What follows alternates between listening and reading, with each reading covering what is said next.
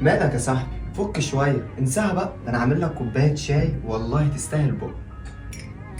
لا يا احمد معلش، انا مش عايز اشرب حاجه، معلش بس خش جوه سيبني شويه عشان انا مخنوق يا احمد. تصدق ان انا غلطان ان اجي اشوفك ملك؟ وبعدين يخش جوه دي، انت نسيت ان انت بتكلم اخوك الكبير؟ لا ما نسيتش، يا ريتني ما اقدر انسى، كان زمان نسيتها يا عم وما بقتش كده. سيبني وخش جوه.